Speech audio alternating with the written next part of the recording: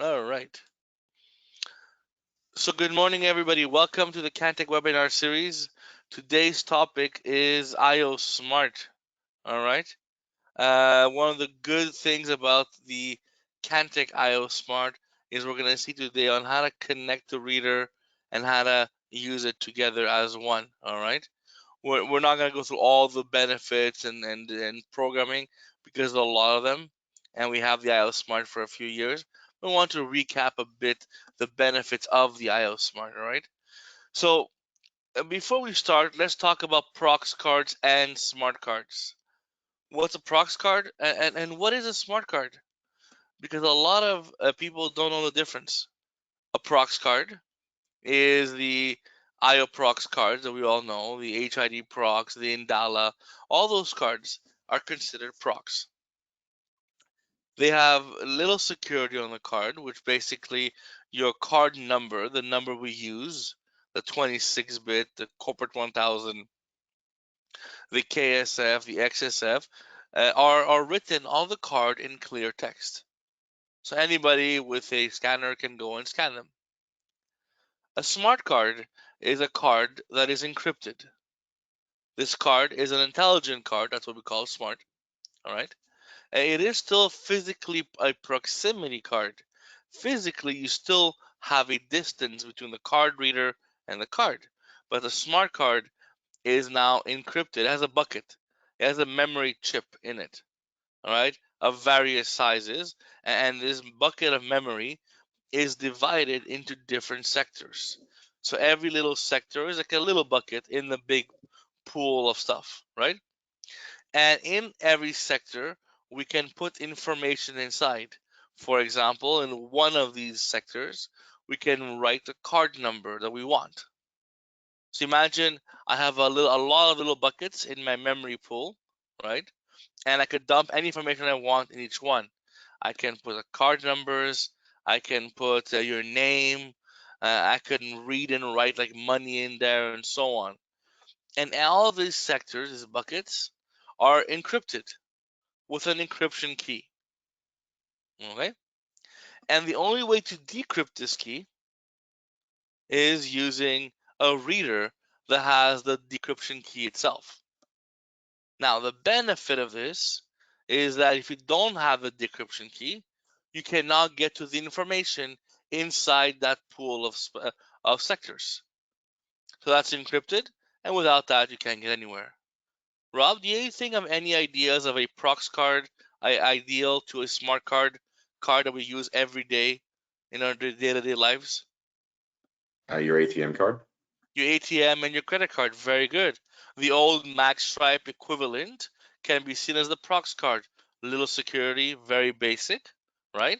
And your smart card, now you have the tap, obviously, yes, but the tap also has a pin depending on what you buy. It gives you that encryption.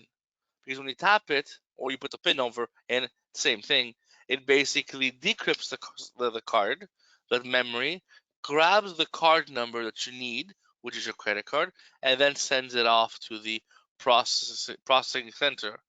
So now if somebody has a reader on their a fake reader they made up, they can't go and grab that card. All right.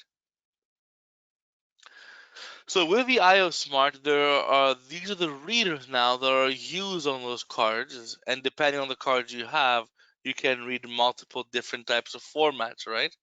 So, for example, the ioSmart readers are considered Wiegand output. An ioSmart is a Wiegand output is like every other reader in the world. You basically hook up your green and your white, and then you can start using your green and white. Now, with the ioSmart, also in the field, you can detect them as RS-45. So we don't use Wiegand anymore, right? We can hook them up over RS-45 to the KT-400 and KT-1 controllers. Now, the ioSmart readers are encrypted 128-bit AES, so now not only is the card to the reader encrypted, right? The whole sector thing and credit card processing.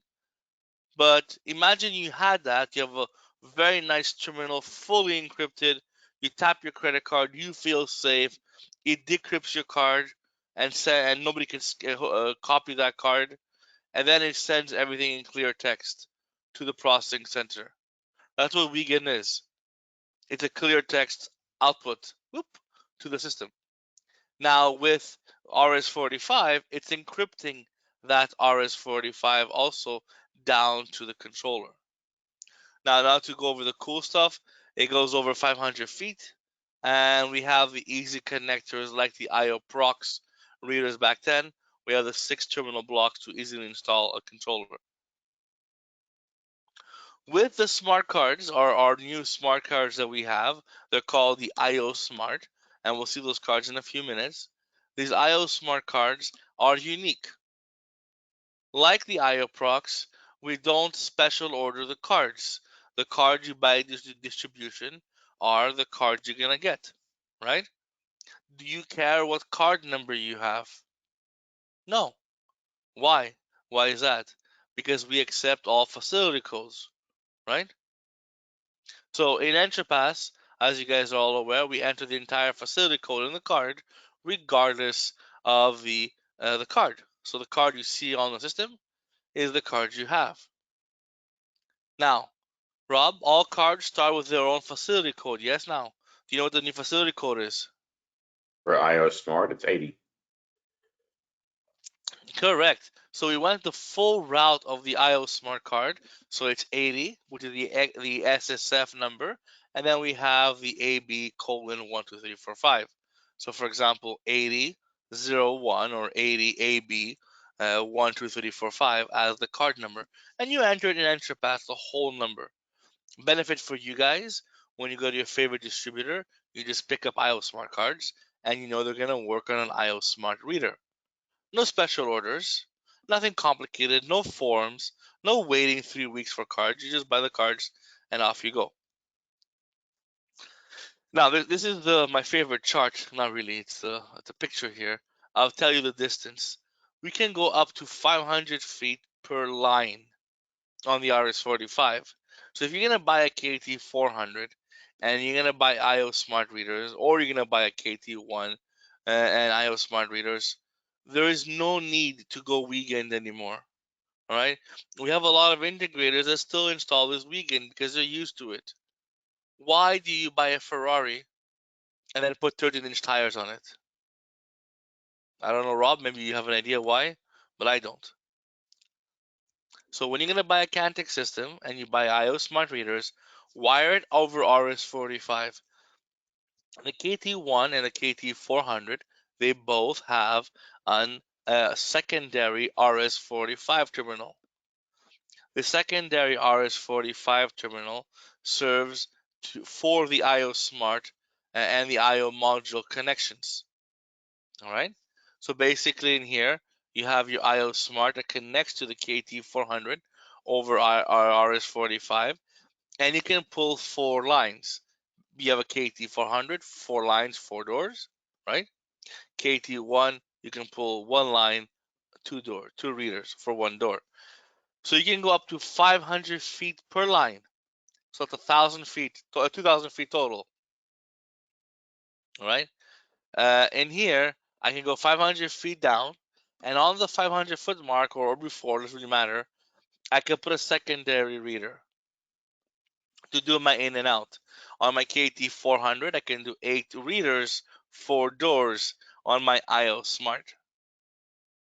The cable that we have tested for UL purposes is a 22 gauge 3-twisted pair unshielded, or Cat5 cable.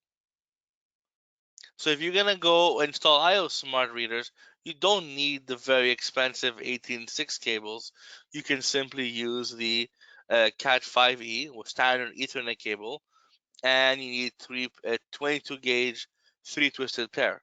Now, be careful, guys. Here we say 3 twisted pairs because we assume the tests were done in Weekend and RS-45. If you're going RS-45, you don't need that many pairs. 4 cables is more than enough. Why? Because in RS-45, you don't need all the terminals, right? Oh, can you still hear me, Rob? I think we lost some sound. I can still hear you, but someone said they lost audio. All right, I saw that. Anybody else? Yes. All right. If you can hear me, everybody can hear me. So there are 6 readers that are available that we can use for the ioSmart. Very only 6. There's no special order for them. You just buy the readers that you need. We have the multi-tech readers on one side, and the multi-tech readers will read multiple technologies and have keypads. That's really the difference.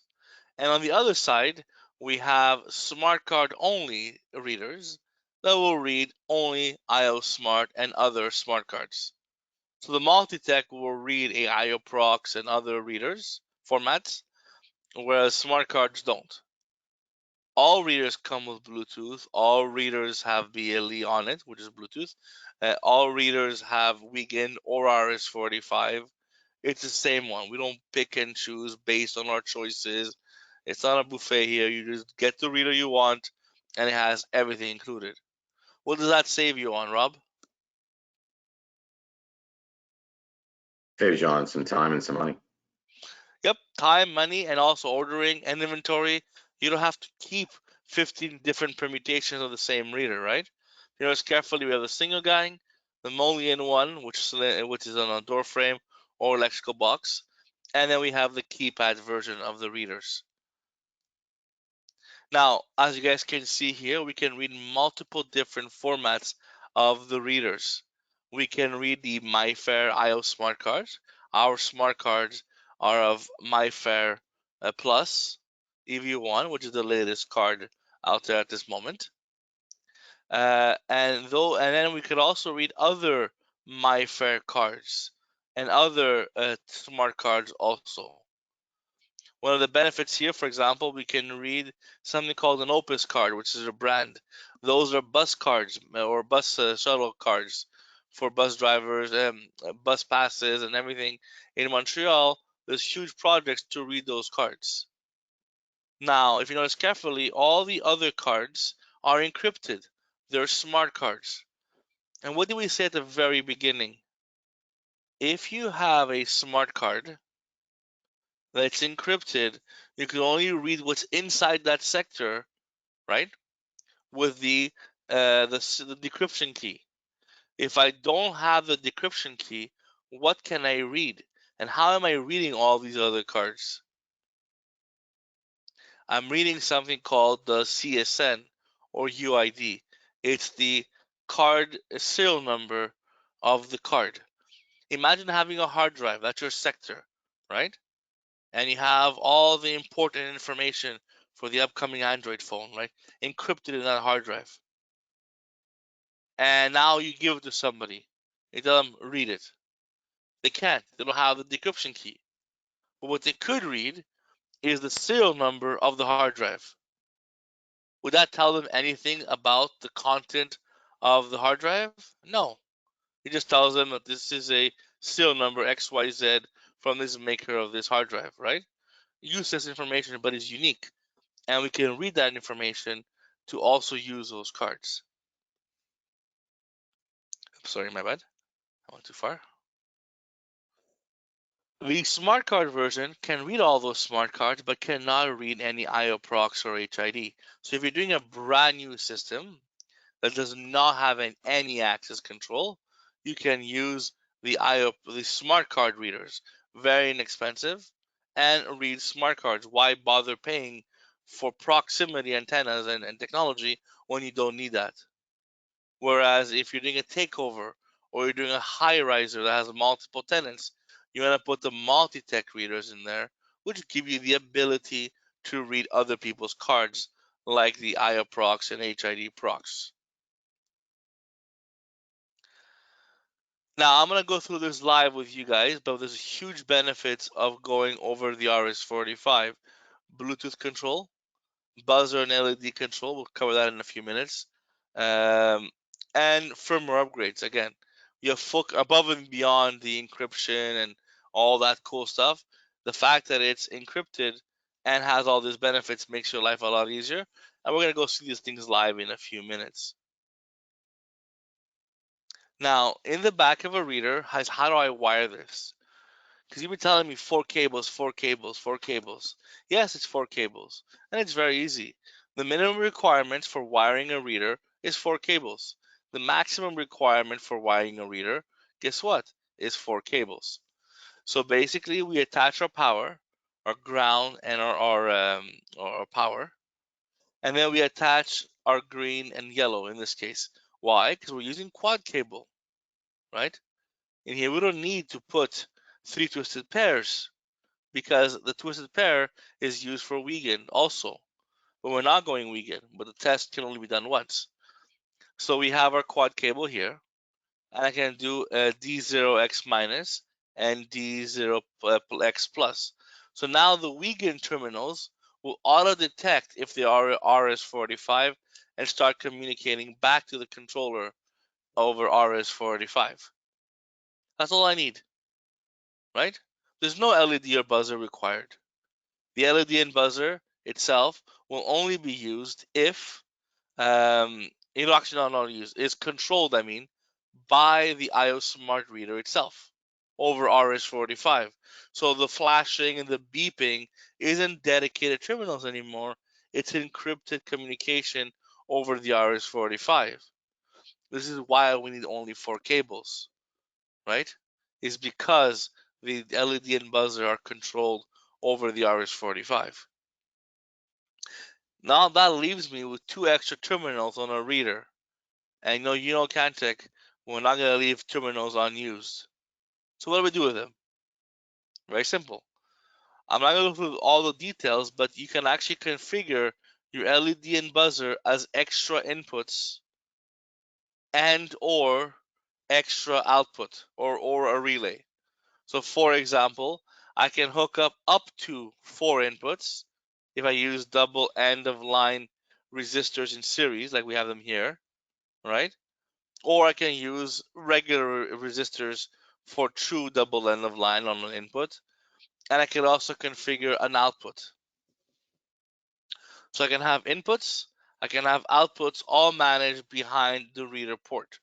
Now, be careful if you're going with an external strike, for example, you need to provide external power supply for the power and the lock to be powered. But the lock itself will be controlled from the ioSmart reader. All right. We have three cards. We actually have more than three cards. It looks like we have three cards. We have our clamshell cards, the MFP 2K SHL. Those are ioSmart. The memory bucket I was telling you about is 2K, which is a good in most cases. 99% of your cases, 2K is more than enough. And SHL for clamshell cards. Then we have our printable cards, the ones that go in the printer. We have two of them. This was a little typo. We have our printable cards that are regular. Now in the market, we start seeing a lot more higher end printers from Fargo specifically. All the HPD printers, the definition printing, all right. Those require we they recommend different kinds of cards. Those cards they recommend is the COM cards. So it's a MyFair 2K die card that you can print, but it also has a bit of composite inside. So they're a bit more expensive cards, very, very a few peanuts more, but it has built-in composite in there. So this way, when you print a card on those HPD printers, it doesn't warp or tore the card. Because the regular die cards, the IOProx, the HID, the Indala, the ioSmart, like all of them, this is not a Kantech thing, they will warp a bit on those HPD printers. If you buy a regular DTC printer, you can use any card you want.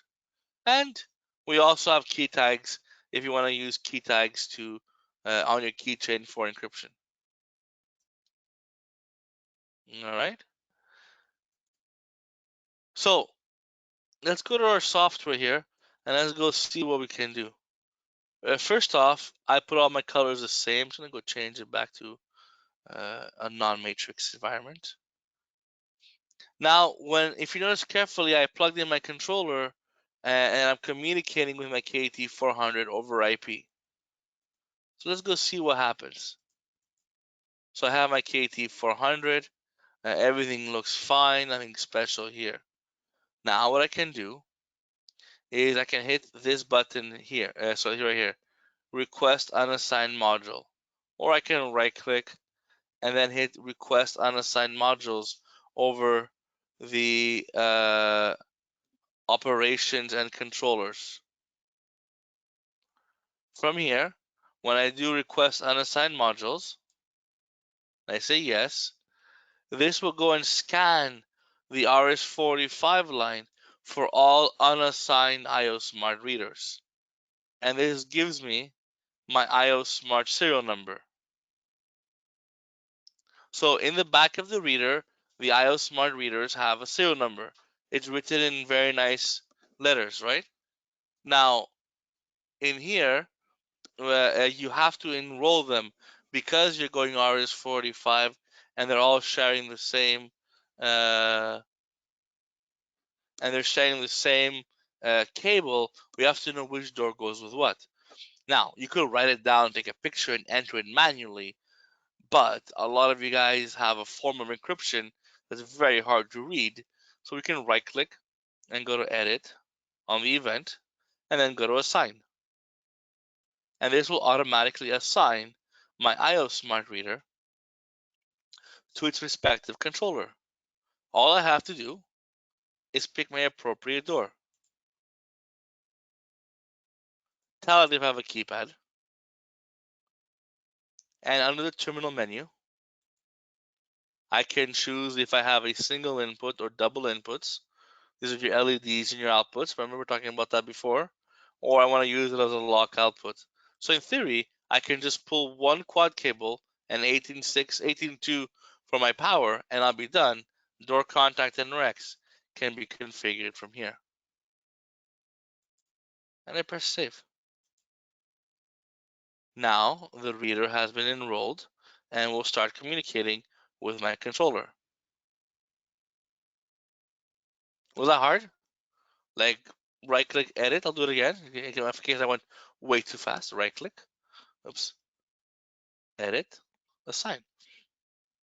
Under operations, controller, I can take my controller, right click on it, and go to module status. And this will tell me exactly what's happening with my reader. Notice that my other reader is not working. That's because my other reader is not, obviously it's a fake serial number I plugged in, blah blah blah, right? And this one has been connected. And if I ever want to, I can right click and do firmware upgrades, right? Somewhere here. So I can upgrade my firmware of my reader. So tomorrow we come out with a new firmware that improves something, we can definitely do so. My favorite thing is under devices, reader templates. How many of you guys have taken a reader and the customer tells you, you know what, make it stop beeping. I want my door force to open or I don't, but I don't want it to beep on a card swipe. How do you solve that problem? Well, it's called electrical tape or a drill. And then you go drill out the speaker, right? And what does that do, Rob, to the reader? Yeah, it voids the warranty. It voids the warranty, plus you have a hole in your back of the reader. Oh, blah blah blah. Voids the Exactly. warranty. So, with ioSmart over RS-485, we have something called reader templates. Under devices and reader templates, you can build your own template, and that's per controller. You can build one template for many controllers, and then you could dump it in each controller if you want. One of the things I can do is the buzzer on the LED.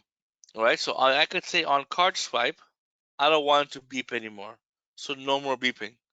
So if I save it, now you won't hear the beep on the reader anymore. All right. For example, I don't on key press on the keypad, don't make it beep. So if I'm putting a reader in a library, I don't need any of this anymore. I don't have to make them work. If I have a keypad, for example, I can make the keypad illuminated or dim. It sounds very cosmetic, but imagine you put this reader outside and you're in a warehouse in the middle of nowhere. People can see that keypad from a distance, and people will try to enter random codes on the keypad. Yes, we have a lockout feature, but over time they'll get to find the code, depending on how many codes you have. It's like a long time. Now we could say that the keypad LED is not lit, and you tap it for it to wake up. So from a robber at 20, 30 feet, even at 5 feet, he can't see that it's a keypad. He has to literally tap the reader for it to wake up, and then he could put his code in there. All right? And I could change the LED and the color behavior of any of the items here. On idle, I want to have it blue because my building is blue, right? And this can be associated to my controller if I ever needed to, and this controller will follow these results. All right? So the ioSmart reader going over RA45 gives you the encryption and the flexibility of using ioSmart. All right, and all the tools that I just showed you, and there's a lot more you can do with these ioSmart readers. So before we go, I know we're just flush on time. I'll open up to questions. So I'll give you guys a few seconds to write your questions, and I hope to see you guys on Wednesday. Thank you very much, and I'll see you guys soon.